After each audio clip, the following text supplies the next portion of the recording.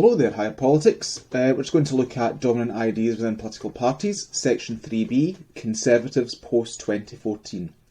So, just a wee bit of background on the Conservative Party. The Conservative Party is an incredibly old party, folks, and it's a party which has seen itself as the natural party of government within the United Kingdom.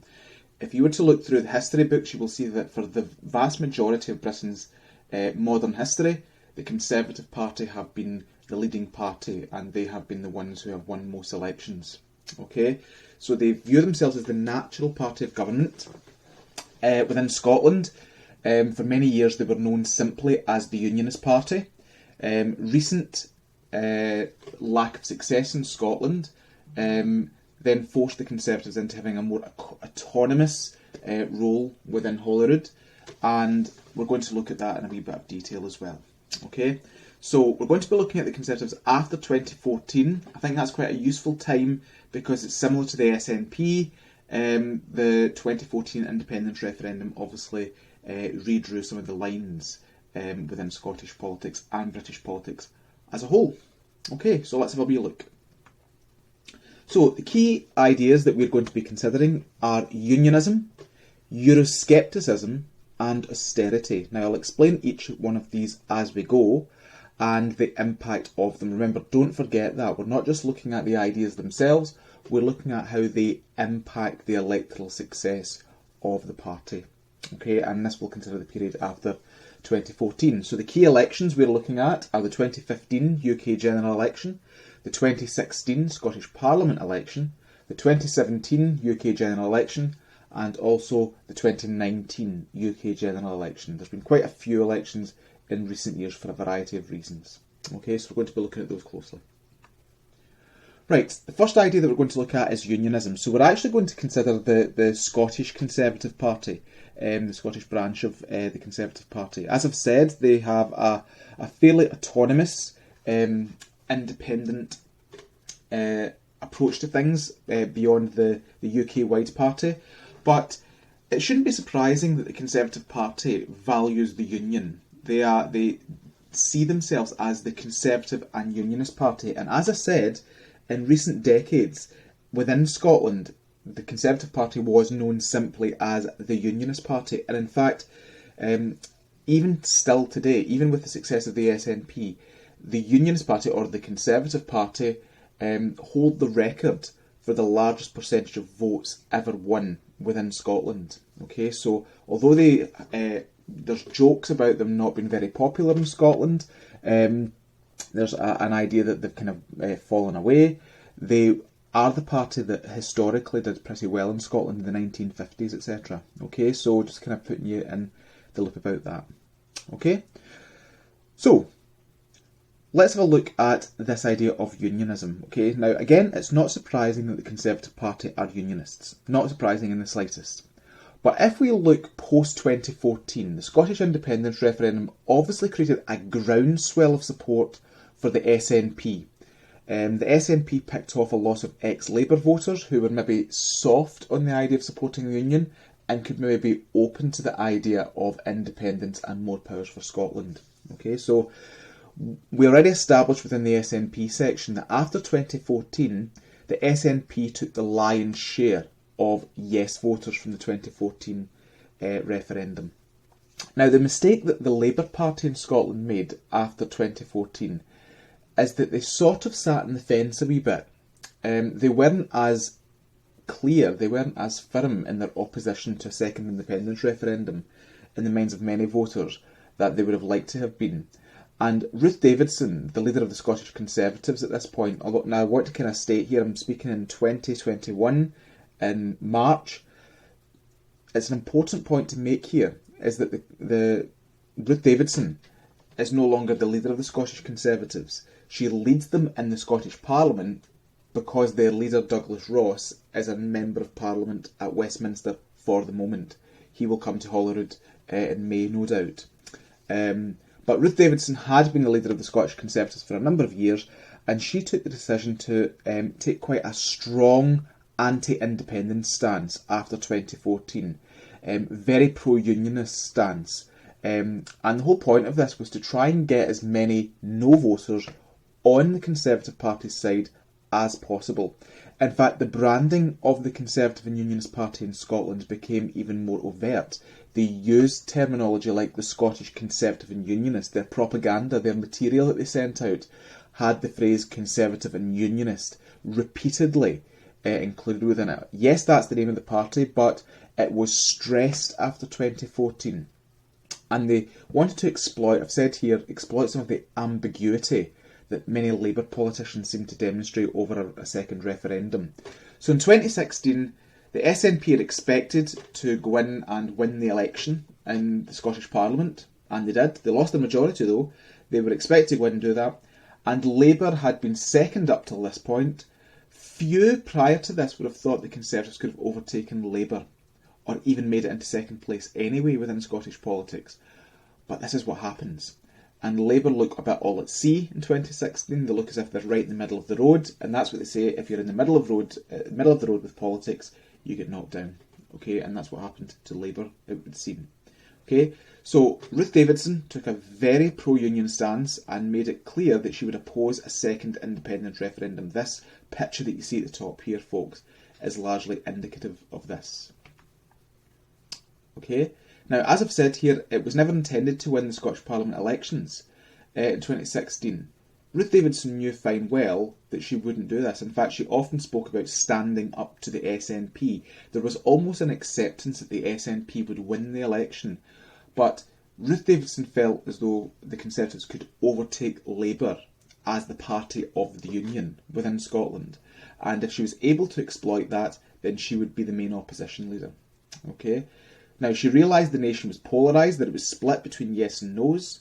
She wasn't going to win many yeses, and Labour wasn't going to win many yeses, so the rump of the votes that were left were no voters.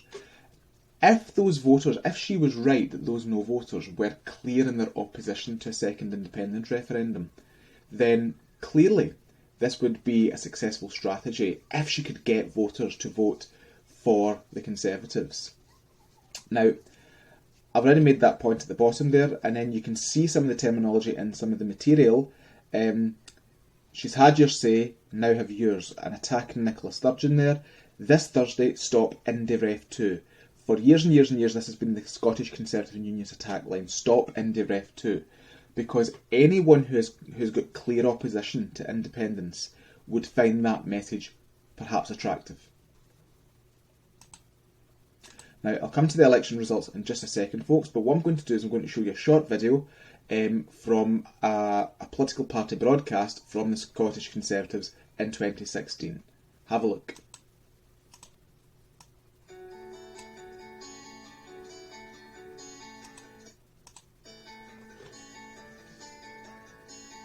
This May, there are elections for the Scottish Parliament.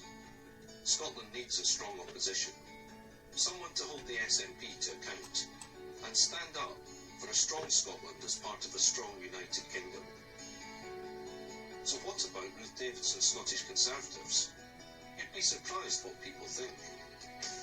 The main issue is actually the threat of a one-party state, and I believe that Ruth Davidson and the Scottish Conservatives have what it takes to actually challenge the SNP. Things are changing. In the last 3 months, both Labour and the Lib Dems have said they will allow their candidates to back independence if they want. People have noticed.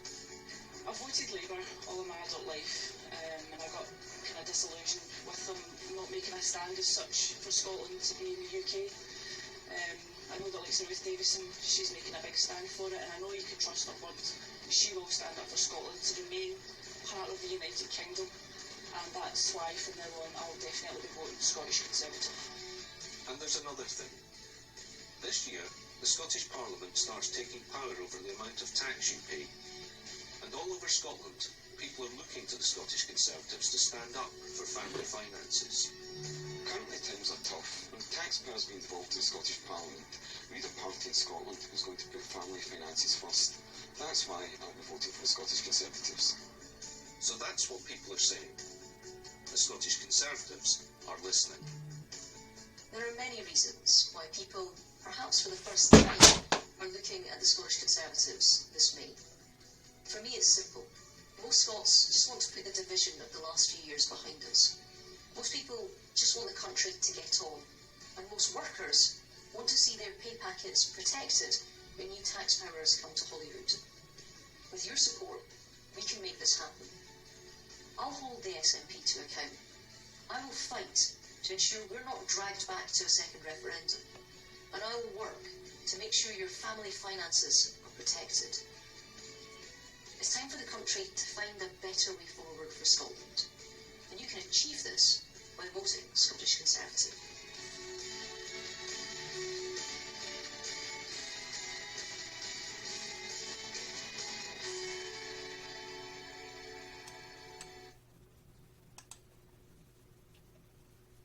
So there we have it, guys. Just having a look at that key message being reiterated. Sorry, my notebook fell during that video, so sorry if you weren't able to hear a wee part of it. So clearly, Ruth Davidson looked to exploit the ambiguity that the Labour Party had shown in that. Now, being a unionist is not new to the Conservatives, but having an overtly repetitive unionist message was obviously very important in the 2016 Scottish Parliament elections. As we can see here, if you have a look at the 2011 results, you can see the Conservatives in Scotland win 15 seats. That was compared to Labour's tally in 2011 of 37. Look at the change in 2016. Obviously, the SNP still out ahead, but in 2016, the Conservatives win 31 seats, Labour 24, replacing Labour as the principal opposition within the Scottish Parliament. That's significant, folks. The feeling among many within Scotland is that the Conservatives were a very, very small party, that Scotland wasn't a conservative country, and maybe that's true, but clearly there was an appetite for the Conservative message in 2016, and that message has continued to dominate the Scottish political landscape and continue to dominate Conservative campaigning. Obviously, as I speak, we're in March 2021, and we're obviously just a couple of months away from an election now. And I'm going to play you a short video pinned to Douglas Ross's Twitter account. Now, Douglas Ross obviously is the official leader of the Scottish Conservatives. He can't sit in Holyrood at the moment because he's a Westminster MP, but after May he is almost certain to be into Holyrood.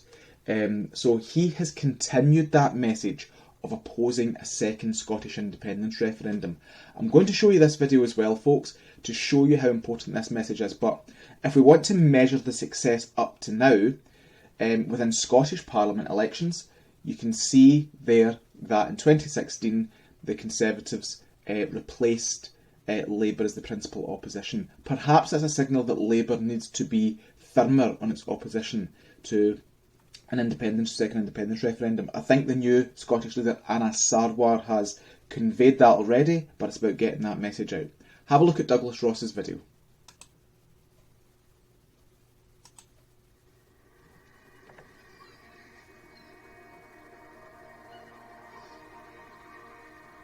There's hundreds of towns like mine in Scotland.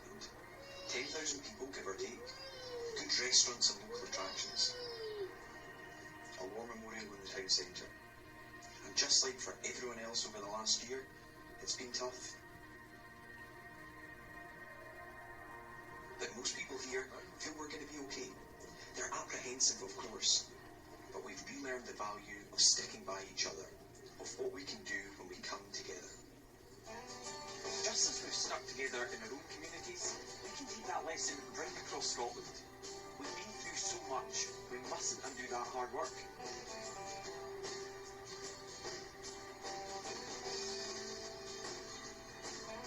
We've got to turn our full attention to rebuilding the economy together. Giving families and communities the security and stability they need. Making sure we don't create a lost generation of young people. And pulling the same direction towards the same goal, so that we can rebuild Scotland better than before.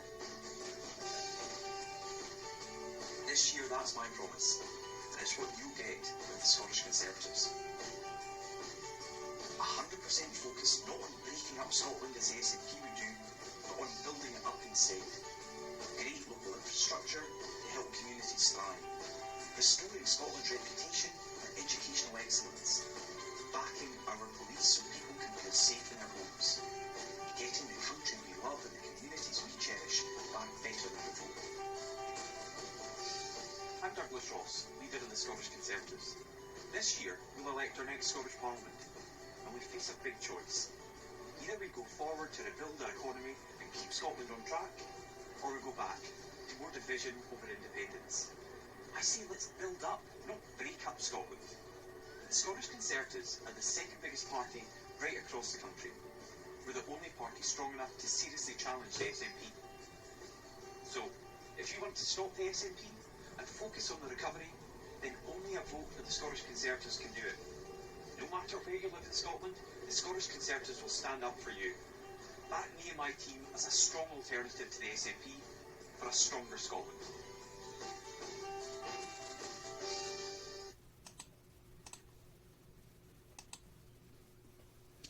So there we have that. Obviously Douglas Ross, slightly more nuanced message in the sense that he's obviously trying to kind of take account of COVID as well there, folks, about how it's important to kind of get Scotland back on track and not talk about the second independence referendum. And you'll notice that within that video, Douglas Ross didn't even mention the Labour Party. What he's trying to do is he's trying to make the Conservatives the unionist alternative to the SNP, a message that has obviously worked for the Scottish Conservatives, and he hopes continues to work. It is interesting though, just as I speak, folks, I read a poll this morning that suggests that Labour might slightly overtake the Conservatives into second place in May. Obviously that'll kind of bounce up and down between now and May though, so it'll be interesting to see exactly how that goes. And if you're watching this after the elections, okay, because this video will be used for different classes, be aware that election might have happened and obviously take account of that. Okay. So, 2016 Scottish Parliament election was mentioned there. 2017 UK general election. The Conservative Party benefited from this as well. They won 13 seats in Scotland, moving them up from 1. Now they dropped off again in 2019 as the SNP increased their representation in 2019. But in 2017, this was the best result the Scottish Conservatives had in over 20 years. So it's important to kind of stress that this message obviously cut through with voters. And that's why, as we said, Douglas Ross has looked to continue this for as long as he possibly can. Okay, so if we're looking at the first key idea, okay, we're obviously looking at it from a Scottish perspective, that one, folks. The Scottish Conservative and Unionists opposing Indy Ref 2, supporting the union and making themselves seem as the quintessential unionist party. The party that best stands up for the union. I'm looking to dismiss Labour as an ambiguous party on this, a party that isn't strong on it. So I don't expect the Conservatives to overtake the SNP. I don't think they expect to overtake the SNP, but I think their aim is to remain as the solid second party within Scotland, if they can, obviously by having this very prominent unionist message, at least for the next wee while.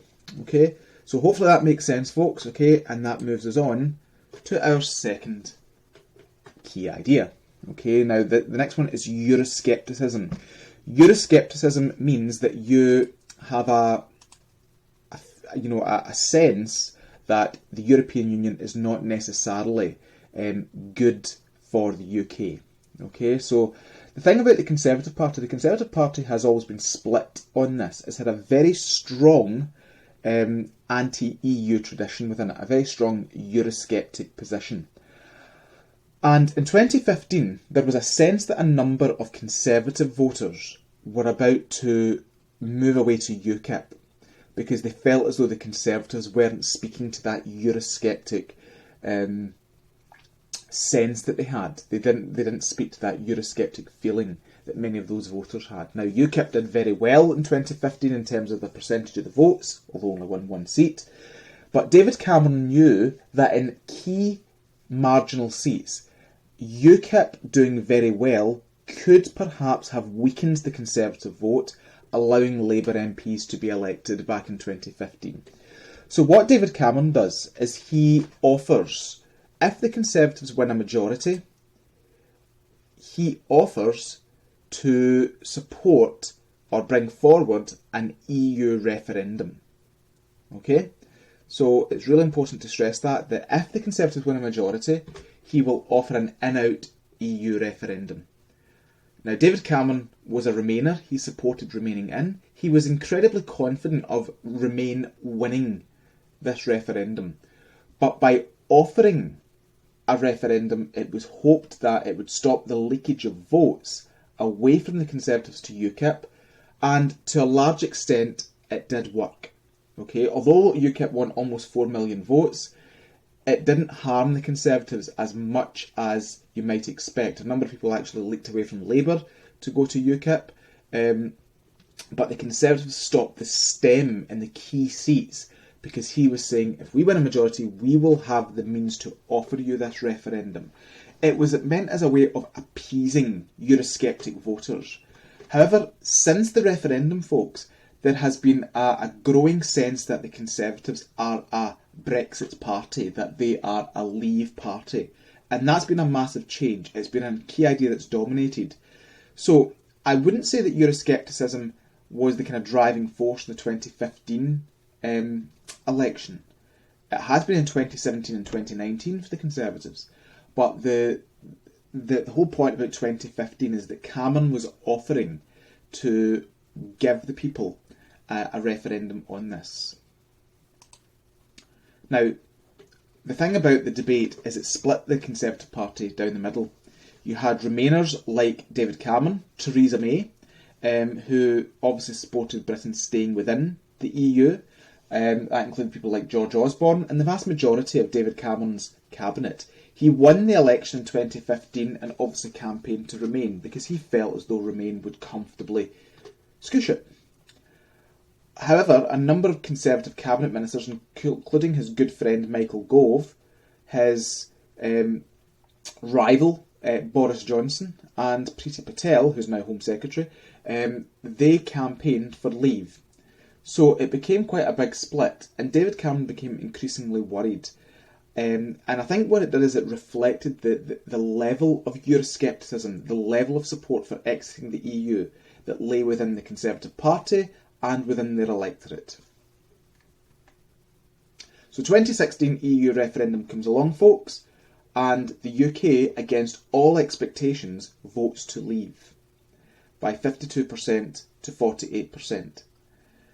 Now, this caused all sorts of problems within British politics because it realigned where people's priorities were.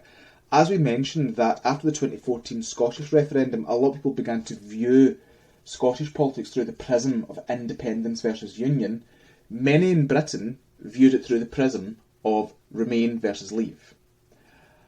Now, as a result of this, David Cameron had to resign. He resigned because he felt as he had invested himself into the Remain side.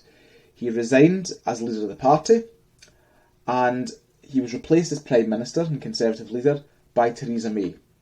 Now, Theresa May had been a Remainer, and for many people this caused a problem, but from the outset, Theresa May took an overtly pro-Brexit stance. Her first speech outside the House of Commons, she said that Brexit means Brexit. Now, the problem is that a number of people had different interpretations of what Brexit meant, but what she did is she essentially began to move the Conservative Party to an overtly Eurosceptic pro-Brexit position. We know that there had been strong undertones of Euroscepticism within the party, but she made the party a clearly pro-Brexit party. Many weren't convinced of her ability to deliver Brexit. Okay, and she lost her majority in the 2017 UK general election. As we can see here, the Conservatives should have won. I mean, she was expecting to win a majority of 100 seats. She actually lost her majority, and it knocked people's faith in her ability to deliver this a wee bit. So, it's important to stress here, folks, is that Labour at this time didn't support a second EU referendum. So perhaps that's why they kept a number of their pro-Brexit voters. But Theresa May wasn't, or hadn't convinced people that she could deliver Brexit, or at least deliver a Brexit they were interested in. It's important to state as well that her party, a number of her MPs being put forward for election, were not as overtly pro-Brexit as the public had been. So Theresa May struggled to, meet expectations in the 2017 election. However, even despite that, she won 42.4% of the vote. That was the highest vote that a Conservative leader had won since John Major's victory in 1992. So there's two things to say here, is that did Theresa May actually do well, but just didn't run a very effective strategy within the election? But she did reform the party to make it an overtly pro-Brexit party. It's just that many were not convinced of her ability to deliver Brexit. So Theresa May struggled on for a short time and then had to resign because she couldn't deliver the Brexit that she claimed she could. July 2019, enter Boris Johnson as the leader of the Conservative Party. Now, the very fact that he was elected leader of the Conservative Party had shown the shift within the party, that it had become a hardcore Brexit party. Okay, and Conservative voters clearly felt this was the guy who was best able to deliver it. He was a leaver, even though in the past he'd been a Remainer, but he had come out in the campaign as a leaver, and the public had become frustrated that this Brexit thing was rumbling on, and he therefore tapped into the phrase "get Brexit done," a really Eurosceptic phrase. Get Brexit done, and he used it repeatedly. And what this did is it capitalised on the people's sense of exasperation that Brexit hadn't been done. So anytime he was in front of a microphone, in front of a television camera, he spoke about getting Brexit done. Now what I'm going to do is I'm going to show you here, folks. I'm going to show you a couple of videos. One is Theresa May. Some of her kind of key points. She tries to clearly show that the Conservatives were a Brexit party. Johnson takes it a step further, though. He makes sure that anyone who has been ambivalent on voting for the Brexit deal does not stand. There's almost an internal party purge to get rid of those people who had been, vocally critical of Brexit within the party. And everyone who stood for the Conservatives in 2019 was for Boris Johnson's Brexit.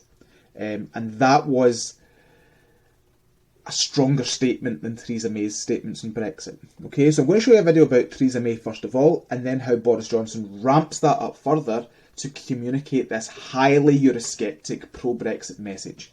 Have a look, folks. Following the referendum, we face a time of great national change. Brexit means Brexit. And I know, because we're Great Britain, that we will rise to the challenge. Brexit means Brexit. I'm very clear Brexit does mean Brexit, and we are going to make a success of it.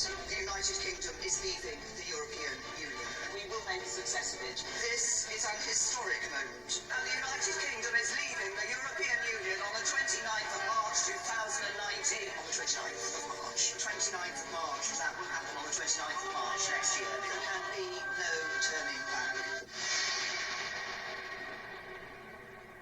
We will now not leave on time with a deal on the 29th of March.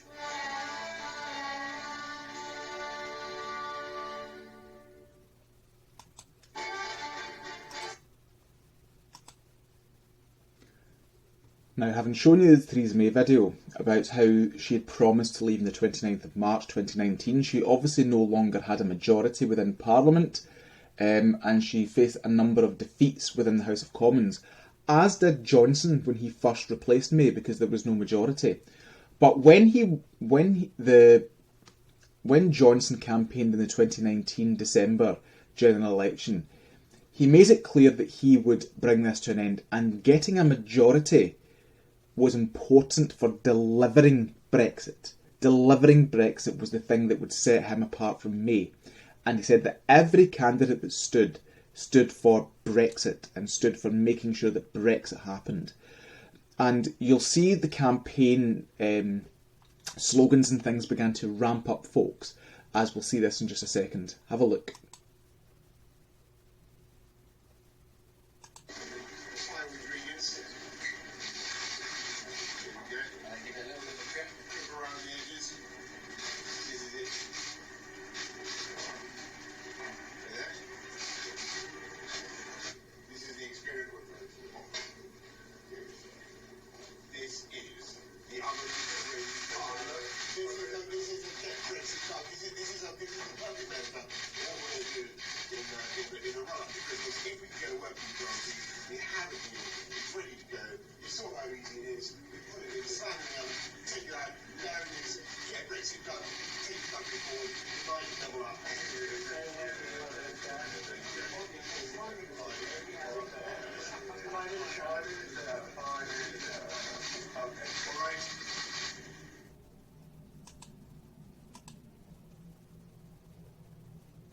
So here we have a sense of gridlock. So Brexit is clearly not being delivered. It's really struggled. It's been kind of choked off.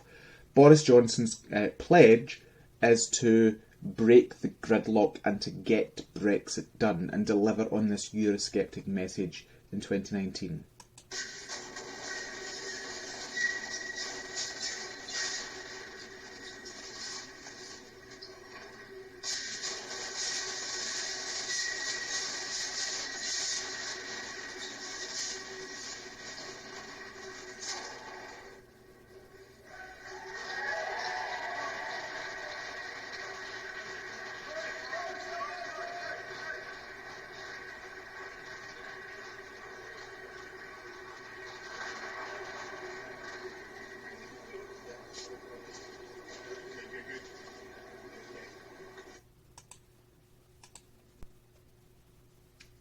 And one last party political broadcast from the Conservative Party, folks.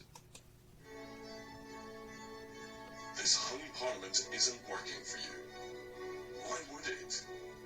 They've been arguing amongst themselves for 3 long years. Now they're arguing about arguing. Arguing just for the sake of it. And their arguments have crept into your life, crept into your work, crept into your family. Their endless arguments have frozen our country, stopped us focusing on the things that really matter. You matter. Your vote matters. With your vote, you decide. Do you stop the arguing or let it carry on? End the argument. Stop the chaos. Vote Conservative. Get Brexit done. Get all of this done. And move on. Vote Conservative on Thursday. Get Brexit done. So I suppose we could probably fairly assume that the message on Thursday the 12th of December was get Brexit done from the Conservatives, clearly tapping into this. So let's have a look at their electoral impact, the electoral impact of this message, folks. Okay, so quick reminder that in 2017, Theresa May had failed to cut through with the voters in this. So you might want to say that actually the Eurosceptic message didn't work in 2017, although she did win the highest share of the vote since 1992. But in December 2019, I think the public's patience had run out slightly with this, and Boris Johnson wins an 80-seat majority in the House of Commons. Now, that is the biggest result, the biggest victory the Conservatives had had since Margaret Thatcher was the leader of the party. So clearly, you can see Labour in meltdown, because Johnson not only retained key Conservative seats, he also ate into Labour's traditional heartlands, which was vitally important.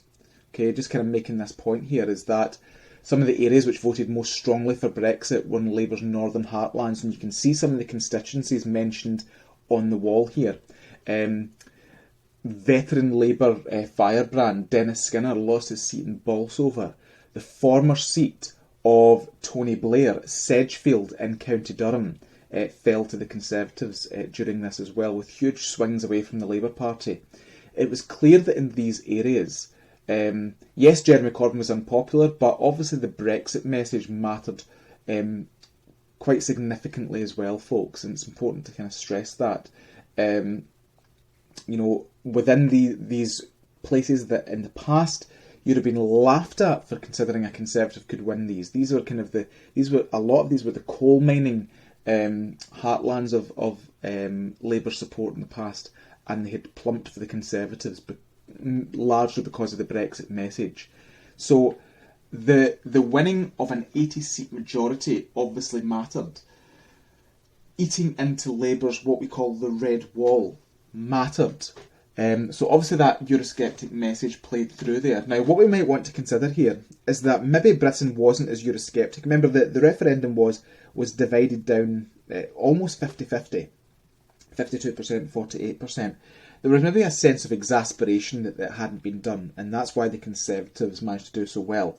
Keep in mind though, the Conservatives didn't win over 50% of the vote, but they knew that the Get Brexit Done message was enough, similar to the SNP in Scotland with that kind of Stronger for Scotland message. It was enough to kind of get pro-Brexit voters on side. And also, the thing that Johnson did effectively is he retained Conservative voters who previously might have been pro-Remain, which was obviously vitally important.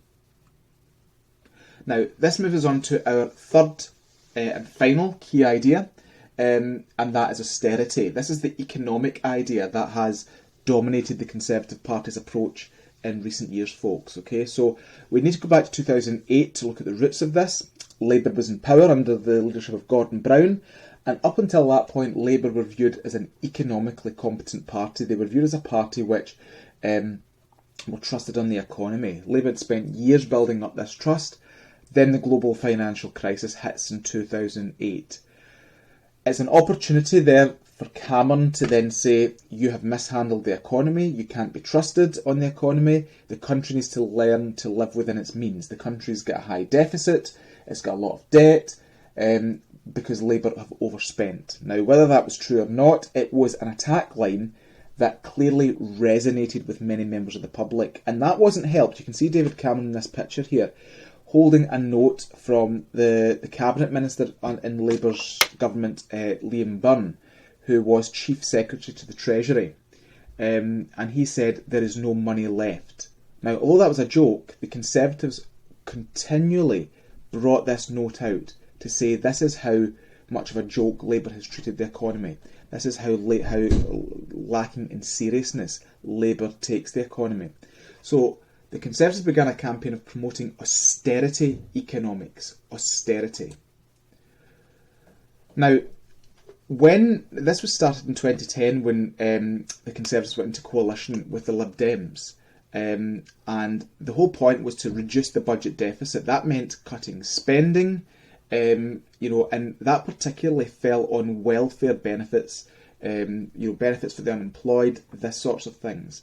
And it also brought in a range of new assessments for those who were seeking benefits. It made it tougher to obtain benefits.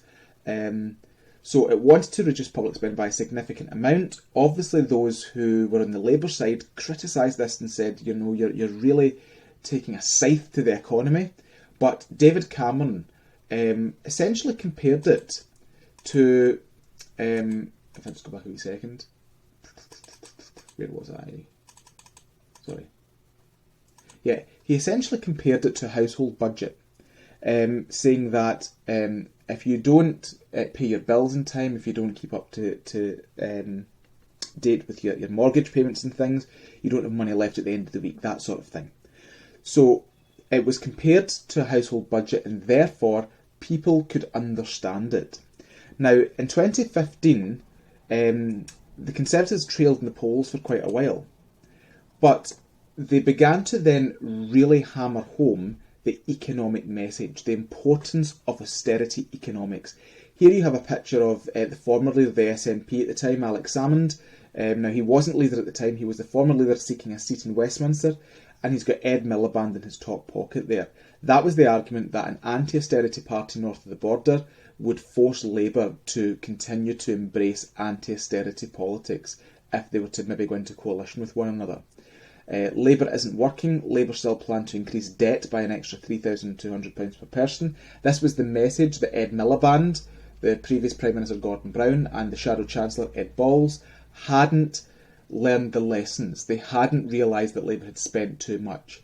And there we've got this idea that the economy was in the route to recovery, and that you should continue to give the Conservatives your support to get the economy right, to deliver the long-term economic plan, as David Cameron called it. Okay, so clearly a very strong pro-austerity message. And I think I showed this to some of the class when we spoke about the SNP, but I'm going to show you again a political party broadcast from the Conservatives on the issue of the economy and why austerity economics mattered for the Tory party.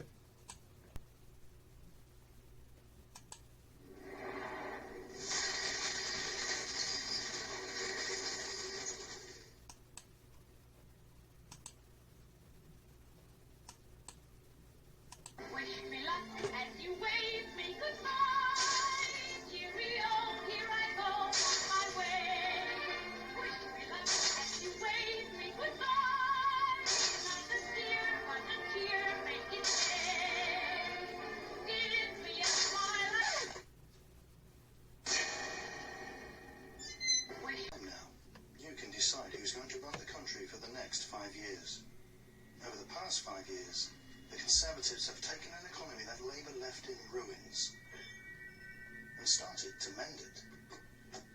Thanks to the British people's hard work, we now have an economy where every day there are 500 more businesses. 1,000 jobs are created, where there are more people in work than ever before. Wages are rising faster than prices. And last year, ours was Europe's fastest growing major economy. Now, on Thursday, you can vote for all this to continue. Or on Friday morning, wake up to Ed Miliband propped up by the SNP and find this.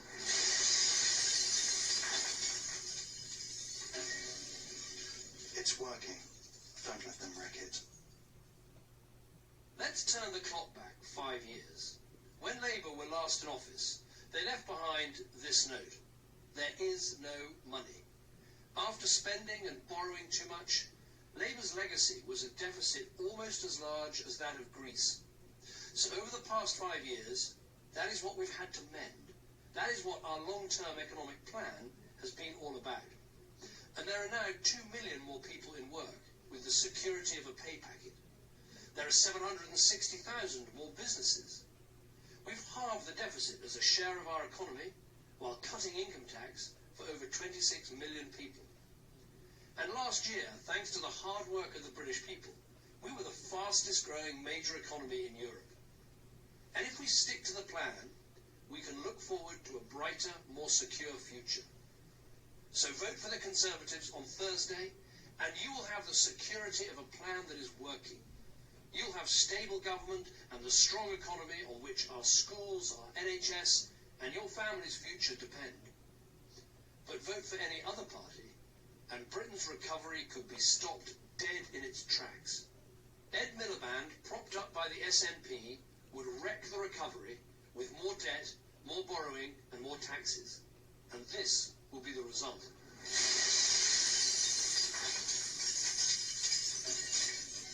So on Thursday, vote to keep our economy strong and our future bright. Vote Conservative.